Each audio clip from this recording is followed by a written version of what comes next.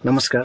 आज म तपाईहरुको समक्ष कम्प्युटरमा चाहिँ आईपी एड्रेस कसरी पत्ता लगाउने भन्ने चाहिँ भिडियो लिएर उपस्थित भएको छु। आईपी एड्रेस खास गरी चाहिँ इन्टरनेट प्रोटोकल एड्रेस भनेर चाहिँ हामीले चाहिँ बुझ्न सक्छौं। आईपी एड्रेसको मुख्य काम भनेको चाहिँ लोकेसन एड्रेस गर्न चाहिँ प्रयोग गरिन्छ। हामीले चाहिँ आईपी एड्रेस थ्रु चाहिँ कुनै पनि हामी चाहिँ वेबसाइटहरुमा कुनै पनि हामीले चाहिँ इमेल्सहरु सबै हामीले आईपी एड्रेस थ्रु चाहिँ खोल्न सक्छौं। हामी आईपी एड्रेस फाइन्ड आउट गर्नको चाहिँ सर्वप्रथम हामी चाहिँ यसमा सर्च बारमा गएर चाहिँ यसमा चाहिँ हामीले चाहिँ सीएमडी कमान्ड चाहिँ युज गर्नुपर्ने हुन्छ। सीएमडी युज गरिसकेपछि यसलाई चाहिँ हामी चाहिँ रन एज एडमिनिस्ट्रेटर यसलाई चाहिँ ओके गर्नुपर्ने हुन्छ। ओके भइसकेपछि यसको हामीले चाहिँ एउटा कमान्ड चाहिँ युज गर्नुपर्ने हुन्छ, ipconfig यो लेखिसकेपछि यसलाई हामी ओके गर्छौं।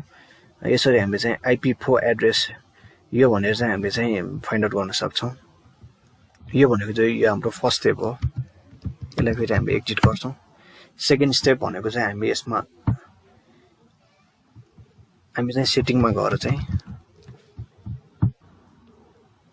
गएर हामी चाहिँ यसमा चाहिँ नेटवर्क एन्ड इन्टरनेट यसमा जान्छौं।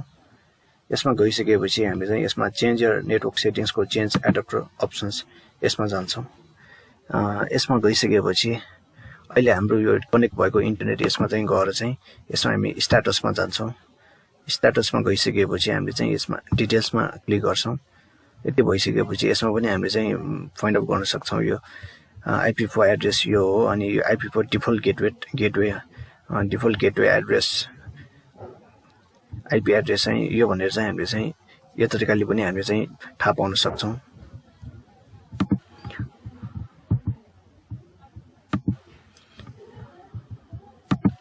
हाम्रो यो थर्ड स्टेप भनेको चाहिँ थर्ड स्टेपमा चाहिँ हामीले चाहिँ यो क्रोममा गएर चाहिँ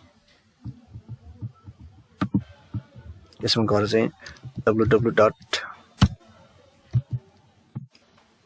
www.myipaddress.com यसमा यो थ्रु पनि हामीले चाहिँ हाम्रो आईपी एड्रेस चाहिँ सजिलै हामीले चाहिँ थाहा पाउन सक्छौं।